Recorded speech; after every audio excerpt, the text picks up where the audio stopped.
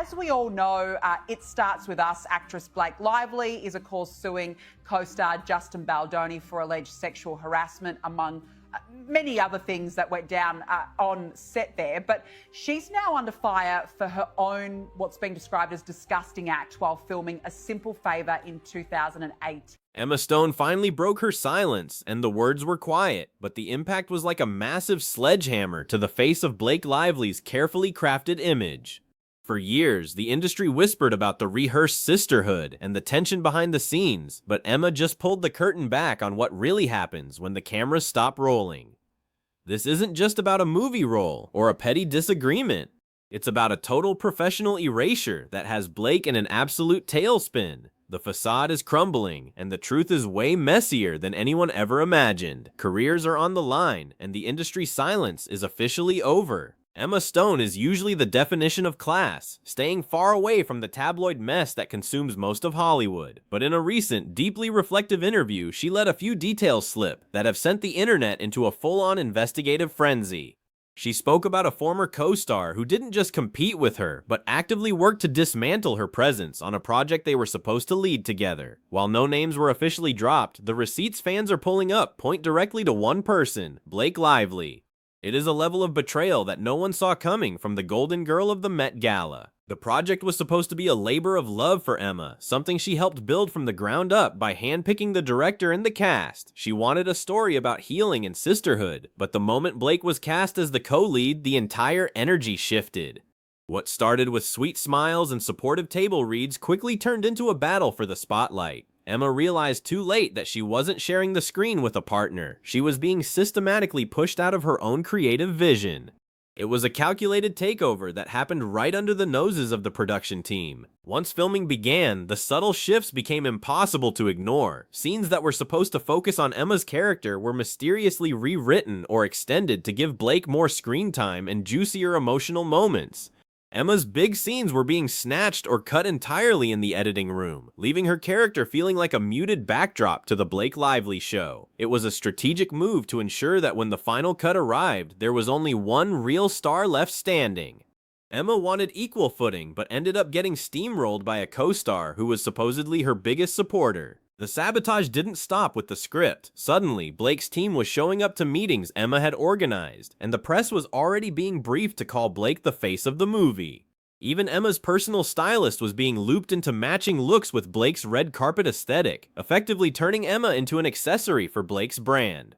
By the time the trailer dropped, Blake was literally narrating the entire thing like a solo film, while Emma was reduced to a single fleeting shot. The movie that was meant to be about sisterhood had been weaponized into a full-on spotlight for one person. When it came time to promote the film, the mask really started to slip in front of the cameras. Blake began a media tour where she spoke as if she had carried the entire emotional weight of the production alone. She took credit for the creative direction and the acting, barely mentioning Emma at all. When she did, it was with a passive tone that suggested Emma was just there for the ride. It wasn't an accidental PR mix-up. It was a deliberate strategy to claim total ownership of the success while burying her co-star's contributions. The shade was subtle, but it hit Emma like a freight train. The final blow was supposed to be a joint magazine cover featuring both leads to celebrate the film's release, but when the issue hit the stands, only Blake was on the cover.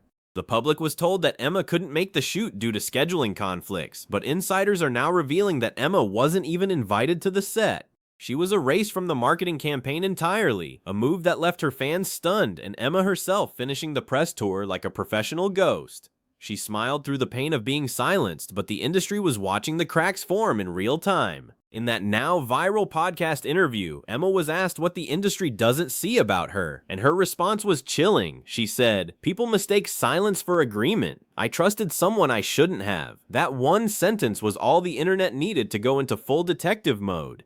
They started rewatching old interviews, matching timelines, and comparing behind-the-scenes footage from their time together. What they found was a pattern of behavior that makes Blake's current legal drama with Justin Baldoni look like part of a much larger trend of manipulative behavior. Once Emma's truth hit the airwaves, the floodgates opened for other people to share their experiences. A former co-star of Blake's posted a shady message about rehearsed sisterhood, and a writer came forward claiming scripts were rewritten to prioritize looks over emotional depth. Even a costume designer hinted that Blake demanded special fittings for scenes where she wasn't even the focus. It wasn't just one isolated incident, it was a reputation for being a steamroller that was finally catching up to her. Now, the timing couldn't be worse for Blake's public image as she faces a legal battle. While Emma's revelations are rocking the industry, Blake is simultaneously locked in a high-stakes legal battle with her co-star Justin Baldoni. She's suing him for alleged harassment and defamation, claiming he created a toxic environment on the set of their latest film. But as more details about Blake's own past behavior surface, the narrative is shifting rapidly. People are starting to ask if Blake is really the victim she claims to be, or if she's using the legal system to distract from the skeletons in her own closet. The court of public opinion is no longer on her side. There's a legal principle called unclean hands that might be Blake's biggest nightmare right now. Basically, if you're suing someone for shady behavior but you've done the exact same thing yourself, the court might not give you the win you're looking for. Legal experts are pointing out that Blake and Ryan Reynolds might want to sit this one out because the evidence mounting against them is becoming impossible to ignore. You can't claim to be a victim of misconduct while simultaneously bragging about doing the same things to others. It is a legal loophole that could end her case. The smoking gun that has everyone talking is a behind-the-scenes clip from Blake's 2018 movie, A Simple Favor. In the video, Blake is laughing with the director about how she improvised a scene where she grabbed co-star Henry Golding's crotch without warning. She joked about doing it harder and harder because she felt it was what her character would do. While she thought it was a cute and quirky anecdote at the time, it's now being used as proof of the very non-consensual touching she's accusing Justin Baldoni of doing. The hypocrisy is making the internet lose its collective mind. Make it make sense for the fans. In 2018, grabbing a co-star's private area was a funny set story, but in 2024, Blake is filing civil rights complaints because Justin allegedly told her she smelled nice after a spray tan. The inconsistency is staggering, and Justin's legal team is reportedly planning to use that footage in court to dismantle Blake's credibility. If she can justify violating someone else's personal space for character work, her arguments against Justin start to look more like a calculated smear campaign than a search for justice. The public is starting to see the double standard. Even the specific allegations Blake has made are starting to crumble under closer scrutiny from investigators. She claimed Justin walked into her trailer while she was breastfeeding, which sounds horrifying on the surface. However, new reports suggest she actually invited him in herself. Her team is now backpedaling, saying she didn't lie, she just left out some context. That kind of selective storytelling is exactly what makes the public and the courts question every other claim she's put on the table. It looks like a desperate attempt to paint herself as a victim at any cost. There's a deeper, darker layer to this story that goes beyond simple set drama between actors. Insiders are whispering about Blake's connections to some of the more underground aspects of Hollywood power structures. While the media has spent years protecting her and Ryan as the golden couple, there are rumors of shady family ties and powerful secrets that have been locked away for a long time. The system that once shielded her is starting to show massive cracks, and the protection she once enjoyed might be coming to an end. People are finally tired of the secrets and the cover-ups. To understand why this is so explosive, you have to look at what Blake actually accused Justin of doing. We're talking full-on harassment allegations, including claims that he kissed her neck and touched her in scenes without permission or an intimacy coordinator present. She even alleged he made inappropriate remarks about his personal life and asked about her weight, causing her deep emotional distress. It's a heavy list of charges, but Justin is hitting back with a countersuit, claiming her stories are knowingly fabricated. It is a classic case of he said, she said with a Hollywood twist. One of the sketchiest parts of Blake's legal strategy is how she handled the actual complaint. Instead of filing it as a legal document with the courts or sending it to the studios involved, she handed it straight to the New York Times. If you want justice, you go to a judge. If you want a headline, you go to the media. This move has legal experts convinced that this was never about legal recourse, but about controlling the narrative and destroying Justin's reputation before he could even defend himself.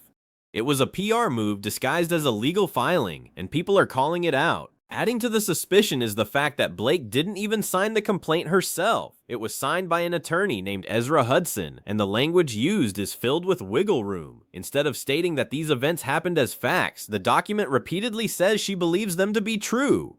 This is a classic legal tactic to avoid perjury charges later on. If she's ever under oath, she can simply say it was her opinion or feeling rather than a factual event. This is a major red flag for anyone looking for the truth in this mess. It's calculated and very slippery. Ryan Reynolds isn't staying out of the crosshairs either. He's been accused of using the same belief strategy to avoid legal consequences while publicly labeling Justin a predator.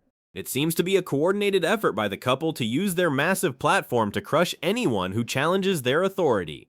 But with Emma Stone's story gaining traction and the old footage of Blake resurfacing, the public is starting to see through the calculated moves of Hollywood's most powerful pair. Their reputation as the perfect, funny couple is being replaced by a much darker image of manipulation. In an attempt to fix her tanking reputation, Blake recently tried a classic PR move, showing up at a friend's donut shop in Connecticut to act like a regular person. She was all smiles, baking, and handing out treats, but the internet clocked her immediately. Instead of looking relatable, she looked unsanitary. She had her long hair down while working directly over the food, violating basic safety regulations. What was meant to be a sweet moment turned into a cringeworthy reminder that she is out of touch. People were more concerned about hair in their donuts than her PR stunt. Insiders say the donut shop stunt wasn't even recommended by her professional PR team. Apparently, Blake decided to go rogue, thinking she could remind the public why they loved her without any professional guidance. It backfired spectacularly. Not only did she ignore food safety rules, but the whole thing felt forced and desperate in the wake of the Justin Baldoni lawsuit. It's a sign that the panic is setting in and she's trying anything to get the spotlight back on her quirky persona. When celebrities go rogue like this, it usually means they are losing control of the narrative. The industry is currently shook by the speed at which Blake's image is unraveling. From Emma Stone's soft-spoken but devastating confession to the legal documents that seem built on opinions rather than facts, the lively Reynolds era of dominance is under fire. People are no longer just looking at the glam and the red carpets. They're looking at the trail of co-stars and creators who feel erased or manipulated. The mic has been passed to the people who were silenced for too long, and they are not holding back. The era of the untouchable golden couple is officially over. At the end of the day, Hollywood is built on smoke and mirrors, but the smoke is finally clearing around Blake Lively. Emma Stone didn't have to scream to be heard. She just had to tell her truth in a way that couldn't be ignored. Whether it's the courtroom battle with Justin or the mounting stories of set-side sabotage, the narrative is no longer in Blake's hands. This is a wake-up call for the industry that being the loudest person in the room doesn't make you the most honest. The question now is, who else is waiting in the wings to speak their truth?